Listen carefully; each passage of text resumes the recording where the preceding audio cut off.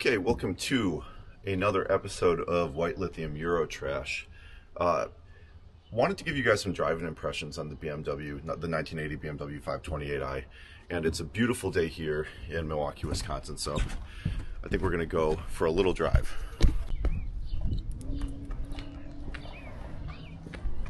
You're going to notice that the car starts. Oh, I just love that buzz, that E12 buzz.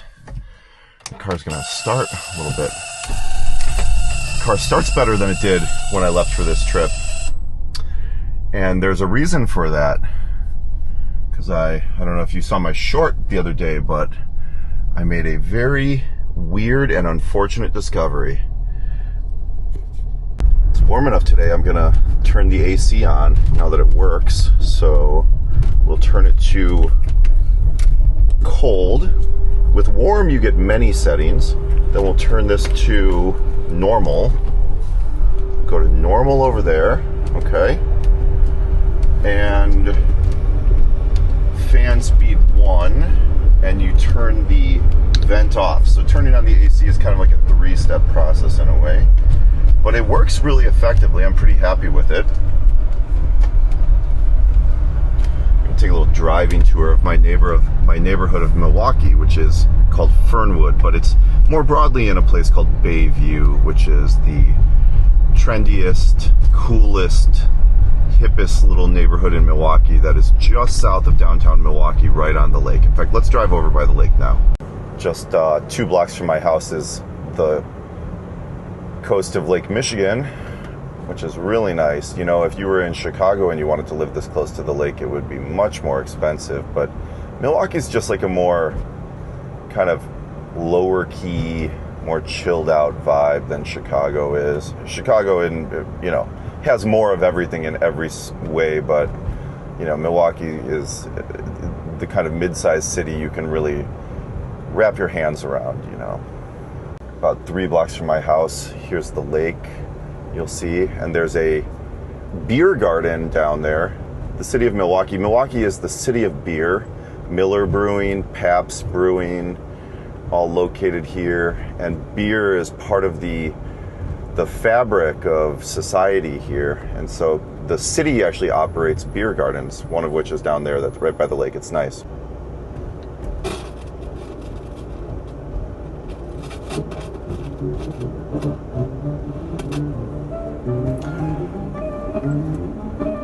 I got these cassettes because I wanted to use my cassette player, but unfortunately the belt is broken inside or something, so I'm going to have to rebuild the inside of that. It's definitely not too hard, so I think I'm going to try and do it myself.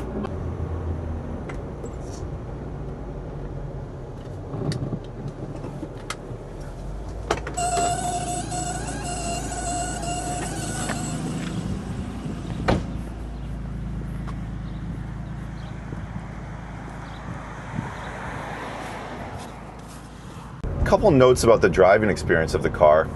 The steering wheel is very large diameter and it's very thin compared to Saab and some other makes that I know. Very, very German steering wheel, like a Mercedes. It does have a telescoping feature, okay, which I think is cool. You've got a lever right here underneath it that I can lift in order to move it in and out.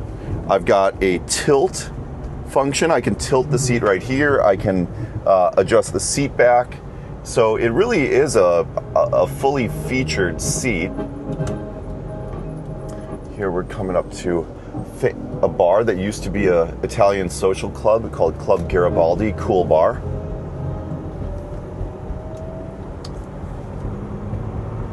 All right, we're gonna get up on the bridge and we're gonna put some gas on it a little bit. The interior is just perfectly laid out. Everything works. I just have to fix that cassette player. I absolutely must. All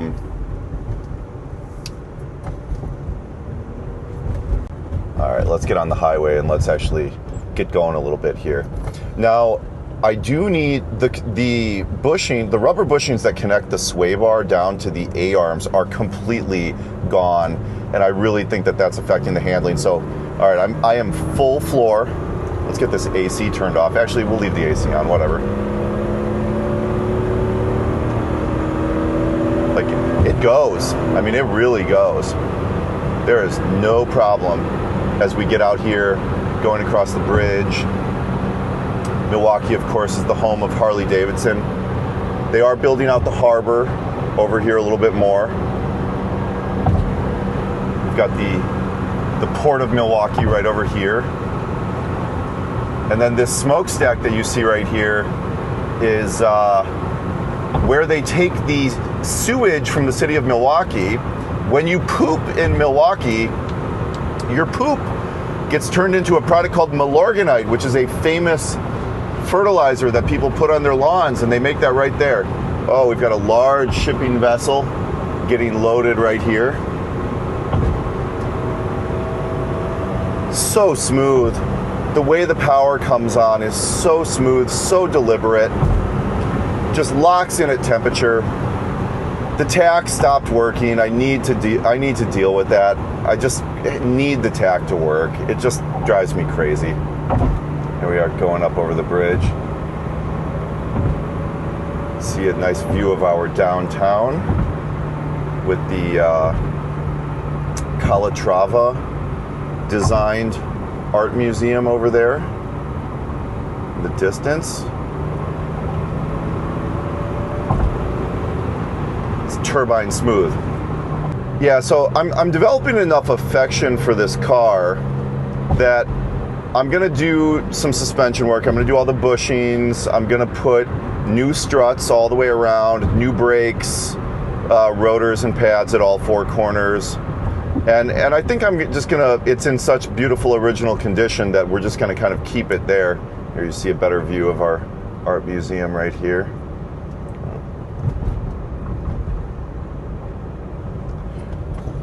But, you know, when it just eats me alive that the tachometer doesn't work, okay? And so I was digging around in the ignition system the other morning to see if maybe there was a wire or something obvious loose there, you know. And there may still be. Some people have told me that maybe the fuse box is the place to look where the signal actually leaves to go into the tachometer.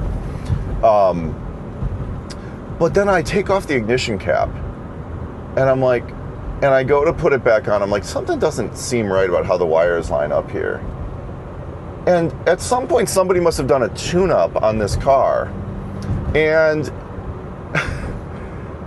I think at the end of the day, they didn't take the time to figure out, or they didn't know how BMW numbers the cylinders 1 to 6, and they numbered them backwards, okay? And because they numbered them backwards, when they connected them to the, you know, the cap on the distributor, it wouldn't run. And so they're like, well, something's wrong here. Something's got to be wrong. So, and you know, there's that notch in the distributor cap. You can only put it on one way. And so they put it on 180 degrees opposite of how it should be. And so pretty much there was nothing kind of positively retaining the position of the distributor cap on the distributor. And it was an absolute miracle that it ran at all. Somehow it ran, but I switched it back to the way it should be. Didn't even do the timing, just put the wires back where they should be and connected the cap the way it should be. And all of a sudden, it used to take 1, 2, 3 seconds to start when you would turn the key. Now it's just boom, right there. And I don't know, it just drives me, like, some people just should not be allowed to touch a car like this. It should be illegal for them to touch a car like this. And there's some you know, coolant hoses in the hood that are not, you know, real BMW. They're not acceptable. I'm gonna have to change those. And this car, I feel like I'm the steward of this car. It is in such incredible original condition. I need to do everything to keep this car original, you know. And so many people, it looks like, modify these cars and you just ruin it. Like, look at this right here. Okay, here. Let's just open up the sunroof. We'll turn the AC off. Look at this. It all works. Okay, let's go down here. all four. Look at how the switches for the power windows are. Mine, the driver's, is the furthest away from me, okay? They all work. Everything electronic works in the car, which, you know, there's not a ton of electronic things there. And it's just, you can only have the car in this kind of condition one time. And so I absolutely must do everything in my power to maintain the originality of this car and also to drive it, because if you don't drive this car, it's gonna rot. You know, this is gonna be a part of my life. Let's use all the power at our disposal here, going uphill onto the Interstate 94.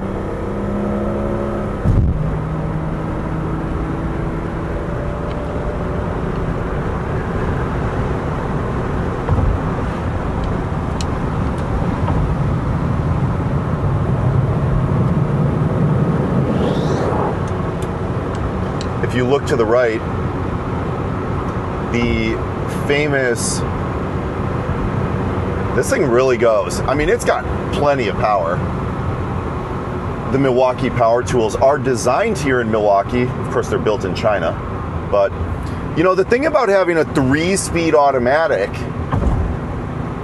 it really needs another gear or two, but it keeps the engine, this beautiful inline 6, it keeps it really in the power band when you're out at highway speed.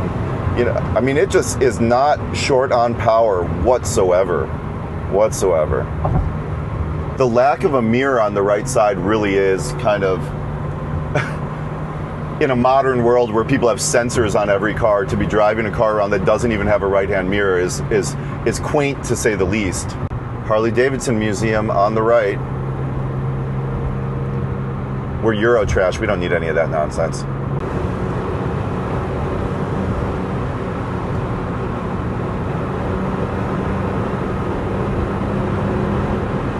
Oh, I can't drive a classic car. It's too slow. It's not safe. It's not stable. This car's better. You think you could spend $25,000 on this piece of shit. They can't even put a license plate on it. I'm maybe, you know, $6,000 or $7,000 into this beautiful original car. Absolutely beautiful. All right, we're coming up to kind of a sharper, higher speed turn here.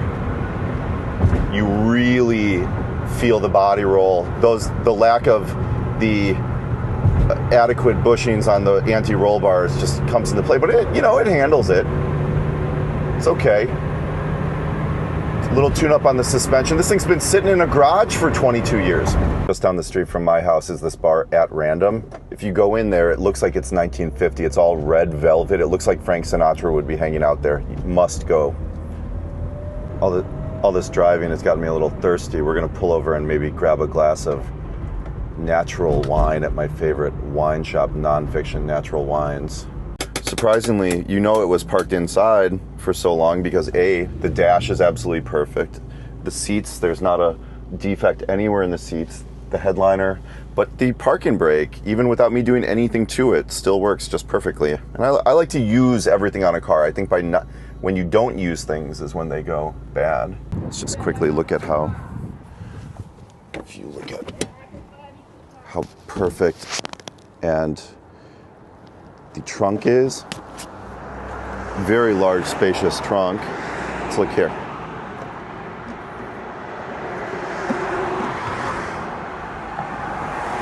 Completely intact original toolkit. Even the towel they give you from 1980. Look at these extra fuses, completely there. Masterpiece.